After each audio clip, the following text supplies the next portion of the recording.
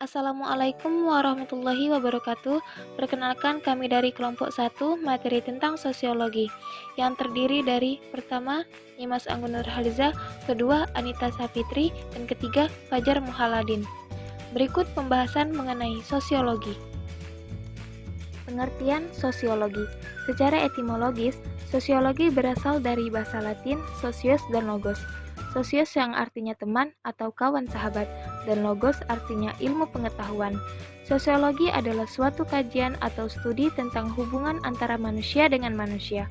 Hubungan antara manusia tersebut lebih bersifat human relationship. Sosiologi merupakan suatu ilmu pengetahuan secara khusus mempelajari masyarakat sebagai kesatuan dari keseluruhan, yaitu hubungan antara manusia dengan manusia dengan kelompok, kelompok dengan kelompok, baik formal maupun material, baik statis maupun dinamik. Definisi sosiologi yang dikemukakan oleh para sosiologi.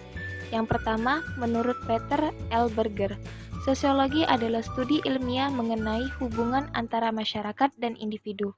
Yang kedua, menurut Max Weber, sosiologi adalah ilmu yang berhubungan dengan pemahaman interpretatif mengenai tindakan sosial.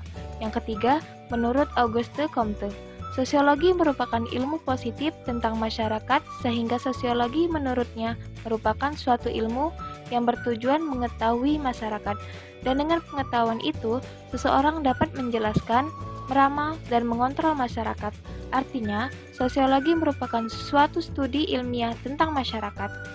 Yang keempat, menurut Emil Durkheim, sosiologi adalah ilmu yang mempelajari fakta sosial, dan fakta sosial bukanlah fakta individual. Dan kelima, menurut Selo Sumarjan dan Sulaiman Sumardi, sosiologi merupakan ilmu yang mempelajari struktur sosial, proses-proses sosial, dan perubahan sosial. Sejarah sosiologi. Sosiologi didirikan oleh orang-orang Yunani kuno. Awalnya merupakan bagian dari filsafat sosial. Karena pada waktu itu, pembahasan tentang masyarakat hanya berkisar pada hal-hal yang menarik perhatian umum saja, seperti perang dan konflik sosial. Dalam perkembangannya, pembahasan masyarakat meningkat lebih mendalam, seperti tentang susunan kehidupan yang diharapkan, norma-norma yang harus ditaati oleh seluruh anggota masyarakat. Dalam buku sosiologi yaitu Menyelami Sosial di Masyarakat tahun 2007, pada abad ke-19, seorang filsuf asal Perancis bernama Auguste Comte mengemukakan kekhawatirannya atas keadaan masyarakat Prancis setelah pecahnya Revolusi Perancis. Dampak revolusi tersebut selain menimbulkan perubahan positif dengan munculnya iklim demokrasi juga mendatangkan perubahan negatif. Perubahan negatif berupa konflik antar kelas yang mengarah pada anarkisme di dalam masyarakat. Konflik tersebut dilatar belakangi oleh ketidaktahuan masyarakat dalam mengatasi perubahan atau hukum-hukum seperti dalam mengatur stabilitas masyarakat. Dengan kondisi seperti itu, Auguste Comte menyarankan agar penelitian tentang masyarakat ditingkatkan menjadi sebuah ilmu yang berdiri sendiri. Dari sinilah lahir sosiologi sebagai ilmu yang paling mudah dalam ilmu-ilmu sosial. Istilah sosiologi dipopulerkan Auguste Comte dalam bukunya berjudul Cours de Philosophe Positif tahun 1830. Dalam buku tersebut dijelaskan bahwa objek sosiologi adalah manusia atau masyarakat secara keseluruhan. Sosiologi kemudian menjadi ilmu yang berkembang di Eropa, khususnya di Jerman dan di Perancis.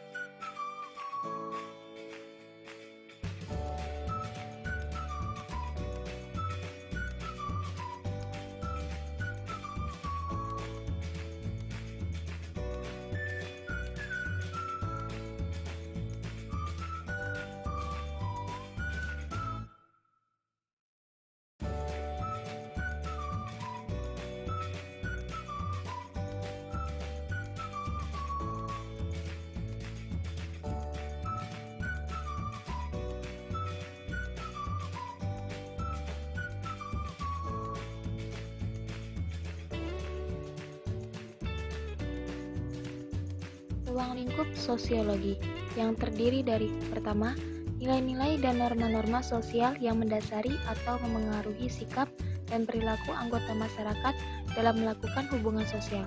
2. Kedudukan dan peran sosial individu dalam keluarga, kelompok sosial, dan masyarakat. 3. Masyarakat dan kebudayaan daerah sebagai submasyarakat serta kebudayaan nasional Indonesia. Keempat, perubahan sosial budaya yang terus-menerus berlangsung yang disebabkan oleh faktor-faktor internal maupun eksternal. Dan terakhir, masalah-masalah yang ditemui dalam kehidupan sehari-hari.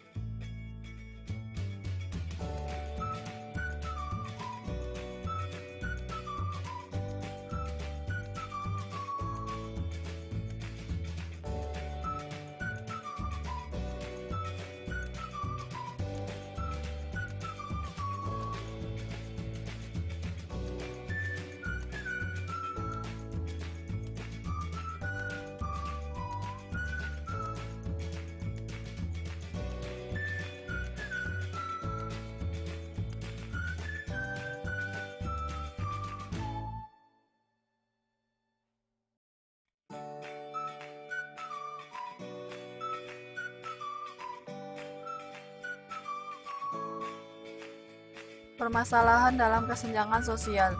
Dalam konsep ini, kami akan membahas kesenjangan sosial pada kemiskinan yang ada di Indonesia. Badan Pusat Statistik atau BPS mencatat jumlah orang miskin di Indonesia pada Maret 2021 sudah mencapai 27,54 juta orang. Jumlah itu membuat tingkat kemiskinan mencapai 10,14% dari total populasi nasional. Jika dibandingkan pada Maret 2020, jumlah penduduk miskin meningkat 0,36% atau naik 1,12 juta orang. Banyak faktor yang menyebabkan kemiskinan di Indonesia, salah satunya adalah tingkat pendidikan yang rendah.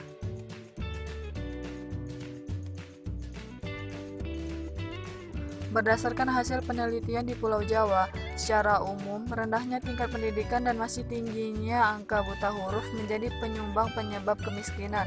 Ini juga terjadi pada 23 negara lainnya, di mana meningkatkan pendidikan akan berkorelasi juga pada tingginya penghasilan. Kemiskinan adalah siklus, dan tanpa pendidikan orang akan kesulitan untuk memperbaiki kondisi keuangan mereka. Menurut UNESCO, lebih dari 170 juta orang bisa bebas dari kemiskinan ekstrem jika mereka hanya memiliki keterampilan membaca dasar. Sayangnya, masih banyak masyarakat dunia yang tidak mendapatkan pendidikan dengan alasan beragam, antara lain memilih bekerja, tidak ada sekolah yang dekat, atau anak perempuan yang tidak perlu mengenyam pendidikan karena diskriminasi.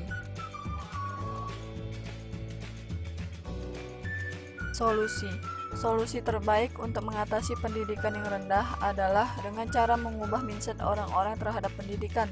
Mereka belum menyadari bahwa pendidikan itu penting, dan terkadang ada beberapa orang tua yang lebih menginginkan anaknya memperoleh uang yang banyak daripada mendapatkan pendidikan.